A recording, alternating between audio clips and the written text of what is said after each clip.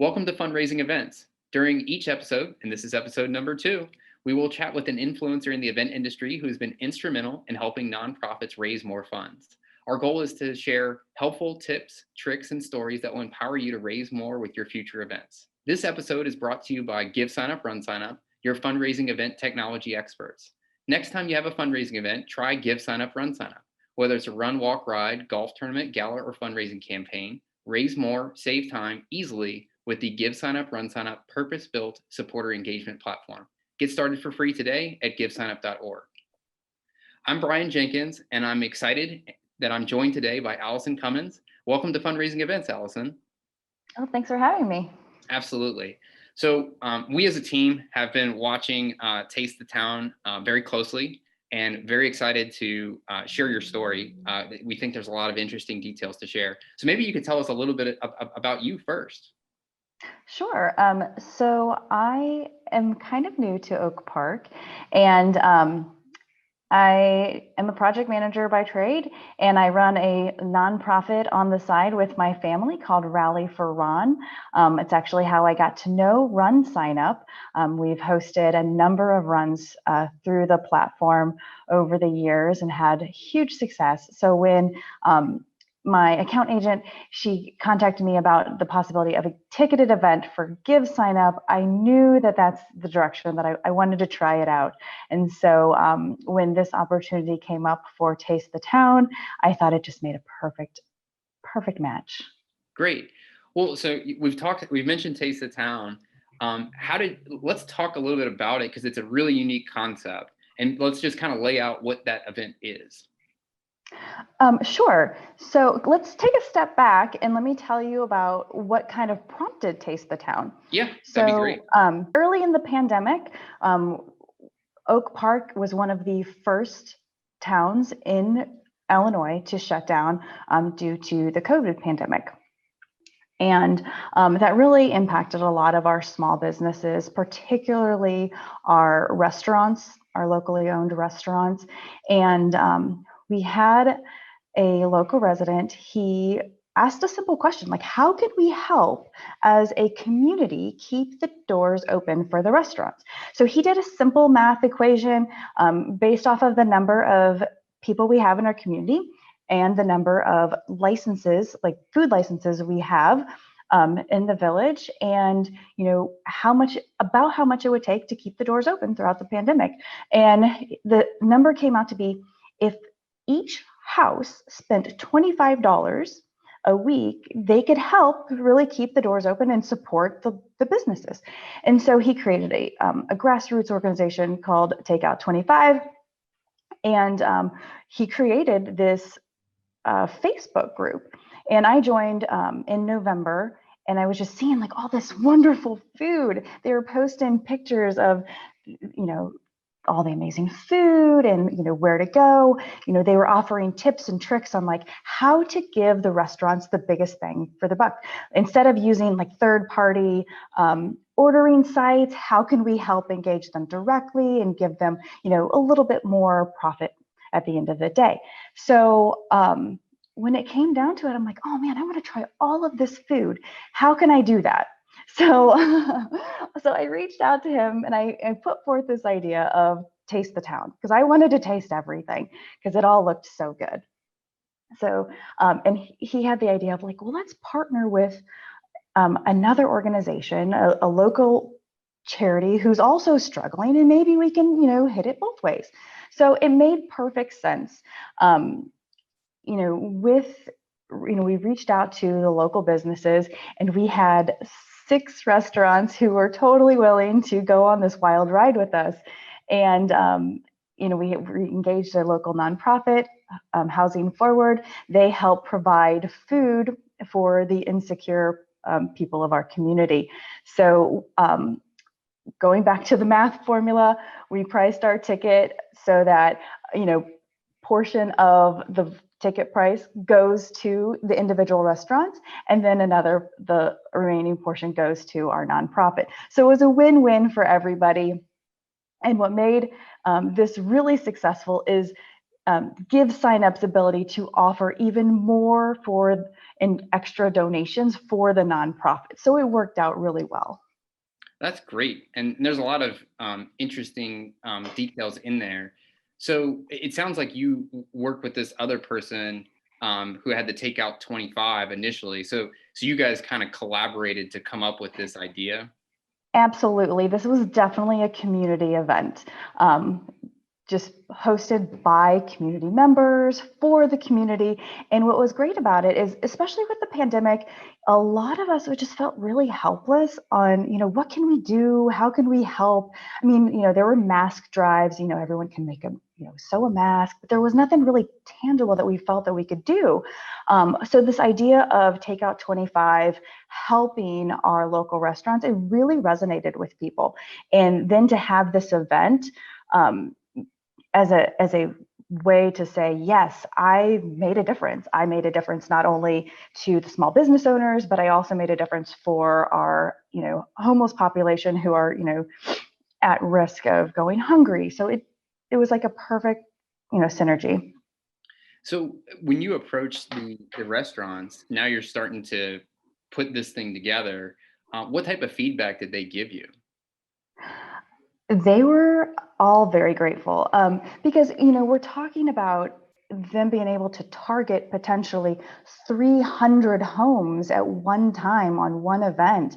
And not only would that, get their food to the tables of homes that wouldn't necessarily think to order from them or didn't know of their food menu, it really created an opportunity for them to reach out to more homes and potentially create, a favorite restaurant for a new house. Mm-hmm. So everybody was very receptive. And, the feedback that we received from one restaurant in particular, we literally helped them, make payroll for the month. Wow. And that was really, those stories we kept hearing from other restaurants. And we actually, by the end of the event, we actually hadn't had the event yet. It was just the ticket sales were closed. We had restaurant owners reaching out to us and saying, hey, can we be next? We'd love to participate in the next one. That's a good sign. Yes, it really was. So one of my questions is, when you put something like this together, it's always a wonder of, will people come, right? So when you put an event together, will people show up? So how did you market this? You mentioned the Facebook group for the Takeout 25. Was that kind of your primary marketing tool, or did you use other things? It was our primary marketing tool, just because we had since November to February, we had grown in size to over 8,000 participants. Oh, wow. So yeah, it was In this Facebook group, there was 8,000. In Wow. the Facebook group, we had grown to 8,000 people, which was just absolutely incredible. And we started expanding the idea of Takeout 25, not just to Oak Park, but just our surrounding communities. So we started reaching out to, River Forest and Forest Park, and everybody started coming together. So that was our primary way to communicate. But we also leveraged Housing Forward's their donors. Yeah, so we leveraged their donors. We sent out mailers, emailers through their organization, and one of our biggest supporters was our food writer for our local newspaper, the Wednesday Journal. So she has been a great advocate of ours and has helped us promote through the newspaper as well as her newsletter, Oak Park Eats. Yeah, what I like about what you're saying is that everything you just said is doable. Yeah, maybe not all of us can get 8,000 people in our Facebook group, but it's all just hustling and talking to people and networking and being part of your community. Because I have found local journalists, if you're doing something that impacts the community and it's a story that you'll let them participate in, they're very receptive to promoting those types of events or fundraising efforts. Absolutely. And what I love about her as a writer and as just a community member is she was so giving of her time and her knowledge, and she was willing to introduce us to other people who, she may not have the right answer, but she could help us find who that was. And, that relationship has been invaluable. Yeah, that's a great story. And I think there's something for everybody to take away from that, in that, you may not have a large marketing budget, but you still could potentially get the word out. Yep, exactly. We did this on a zero budget. I just need to say that we had zero budget for this. Because we Everybody were just likes to some hear that. average, yeah, we were just average citizens who wanted to help. And, organizations like GiveSignup being a free platform, because we passed those, the fees for processing fees off to our buyers. And so we really were able to set this up for nothing. That's great. So let's talk a little bit about money. Everybody likes to hear about money. What was your fundraising goal? Our fundraising goal was to sell 300 savory takeout bags and in donations to get an extra $2,000. So our thought was, our buyers are already purchasing $100 takeout bag. They may not have like a ton of extra money to donate in addition to. So I was like, oh, $2,000, that's very, aggressive. Doable, but aggressive. And we just blew that out of the water the first week. I think our final total was a little over $5,000, which is amazing. That's great. And the other thing too is that people probably felt good about knowing that $100 purchase, part of it went back to Housing Forward, and then some people, if they could make that additional contribution, and it sounds like a lot of people did. Yes, I think our average was like $35 extra that people were willing to spend. They were willing to donate, which was amazing. And I really do think that our community is just so blessed to have giving people. But even if they weren't able to give an extra $5 or $10, that was okay, because they were still making a difference, because $10 of the 100 already went to Housing Forward. So they weren't, they were still giving, but just, maybe not as much as like an additional donation, but they were still giving. Yeah. So let's talk about some of the actual maybe difficulties with pulling something like this off. So now you've sold a lot of bags. The food has to get to people. Did you run into any challenges of actually getting the food to? Oh, yes. Let's talk a little bit Yes. about that. So let me just preface this by saying I am not in the food industry. I am a project manager for IT. So I have zero background in food service. So I would recommend going forward, if anyone wants to, do an event such as this, engage your local health department early. So, because there are some unique challenges, and maybe some additional licenses that need to be applied for. So just keep that in mind. But I would say, engage the health department early. Some of the challenges that we ran into were food temperatures. In an event like this, we weren't sure how we were supposed to serve the food. Should it be cold? Should it be hot? And then we had to worry about food storage. Let me just say, I wildly underestimated how much food 300 samplings really look like. So just keep that in mind. It is a lot. We were very fortunate to be donated a pickup site. Our 19th Century Club is a nonprofit here in Oak Park. They actually have a full hall and large cooler facility. They were shut down for COVID. Just nobody was having large events, because of the pandemic. So they graciously let us use their facilities for pickup locations and their refrigeration, so we can keep our food cold. So we definitely got lucky there. Otherwise, without their help, I'm not sure we could have pulled it off. Yeah. No, that's great. It is important to talk about things that are difficult, so let's pivot a little bit into, this was so successful, you've decided to do it again. Yes. Let's talk a little bit about, what are you doing maybe differently now that you have this kind of experience behind you for Taste of Town 2? So our original event, we offered two different types of bags. We offered a meat option and a purely vegetarian option. With the second event, we have done away with the vegetarian option, but we have our bag, we have a mixture of vegetarian and non-vegetarian options. So we didn't completely forget about the vegetarians. It was just logistically, it became too much. We were,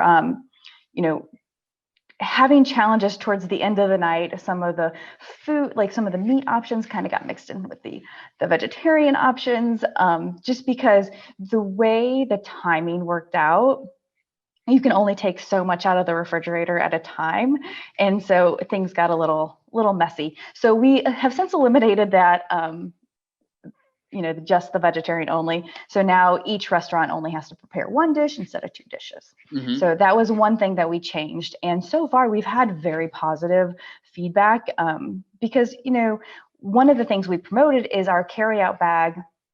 This ultimate carryout bag would feed a family of 4. And so not everybody in the family is necessarily a vegetarian. So it actually worked out better. Well, that's great. So one of the other things that I was wondering is that a concept like this, as hopefully we get on the other side of the pandemic, my thought is that this potentially could be an annual type of event. What are your thoughts about that? So we haven't had our event 2 hasn't started yet. It's actually next week, but there's already talks for event 3. And wow. So the twist of this for event 3, we're hoping, the pandemic gets, kind of steadies a little bit, maybe goes away, but maybe towards the end of the summer, we can have a picnic of some sort. Oh, wow. So our taste now becomes a picnic event where people can, bring a picnic blanket, have their food, and everybody's socially distanced, and maybe have some live music. And, it's just something a little different, because at the end of the day, I think we're all feeling a little, stir crazy, where we just kind of want to get out and, be with other people in a safe way. And so if we can help facilitate a group activity that is still safe, I think it would be a win. Well, that's great. So one of the other interesting things about what you have done, and we think this is kind of the wave of the future with various services like GoFundMe and Patreon and things like that, is do-it-yourself fundraising. So people like yourself who find ways to raise money for nonprofits, and using their creativity and some of their skills. Being a project manager is actually a skill in this, because you know how to keep things organized and on schedule. Yes. So what are your thoughts, as being a do-it-yourself fundraiser, and where you see potentially someone like yourself in the future? Well, I see myself getting more involved with my local community, but I love projects like this. I love, finding a little spot, like a little niche where I can kind of I can help, and then I can, like you said, use my skills and be creative. And platforms like GiveSignup allow me to do that. So what I like about this tool is I have a way to, if I have an idea, I know I can go to either Run Sign Up and modify, the settings a little bit. It doesn't have to be a run. It could be whatever I want it to be. Or if it's a ticketed event like GiveSignup, I can go to these other organizations and say, hey, I have an idea. Here's what I can do for you. I don't know. I think it's fun. Yeah, the other thing that's really interesting is that is that the funds can flow directly to the nonprofits, which is tremendously helpful, so that you're not an intermediary between the nonprofit and their funds. Exactly. And it was actually one of the my favorite features of Run Sign Up and Give Sign Up, because now, I mean, like I said, I have my own nonprofit through my family, and so it allows me to keep everything separate. And from a financial perspective, it allows the nonprofit to feel a little bit in control of what their piece of the event. So I don't want to step in between, finances and a nonprofit. And that also allows the donors to feel confident in donating more because they know it's going directly to the charity bank account. I don't have, nobody has to worry about it. It's like we have all the reports and everything is, on the up and up. Yeah, no, that's great. So there may be some people who are interested in potentially reaching out to you if they're thinking about doing an idea like this in their hometown. What would be the best way for them to potentially reach out to you and ask for some feedback or ideas on how they could potentially do something like this? Well, I would recommend going to my website, rallyforron.org. Okay. That's all spelled out one word, RALLYFORRON.org. I monitor the feedback form. Just drop a little link in there, like a little note, and I will reach out to. I will get back to you. Great, and we'll include that link in the YouTube description so that someone can go and get in contact with you. Because I have a feeling there's a few people that are going to say, "Oh, I could do this," and they're going to want to reach out to you and say, "Well, hey, is there anything that I shouldn't do or should do?" And I think your Facebook group idea and working with the local community is a great idea. And then I think there's just a lot of different directions to take an idea like this. Yeah, I agree. I want to thank you so much for your time. And so what I do is for every event, and even though this is a virtual event, there's a teardown. So, with Rally for Ron, at the end of the event, everybody has to clean up. Nobody ever wants to sign up for cleanup. So during the teardown, I like to ask some more lighthearted questions. The first one is maybe not quite as lighthearted, but what's the best piece of advice you've ever received in regards to events? It was actually, I've been doing, charity events and stuff for many years with my own charity, but the best advice I've ever received was just recently because of, the Taste the Town. And that is, ask the question. If you need a donation or if you need an event sponsor, just go ask. The worst they can do is just say no. So don't be afraid to ask. Find a sponsor that you think might, say yes, but it's okay if they say no, and then you just go on to the next one. But just ask the question.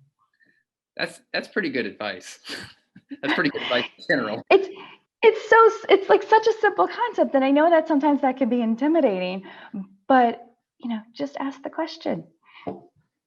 So what's the funniest thing you've ever seen in an event? Oh man, where do I start? There's so many things. Let's see. Last week we got costumes. People love the costumes. So, okay, well, going along that route, so I actually run one of our 5Ks for the Rally for Ron is the Fiesta 5K.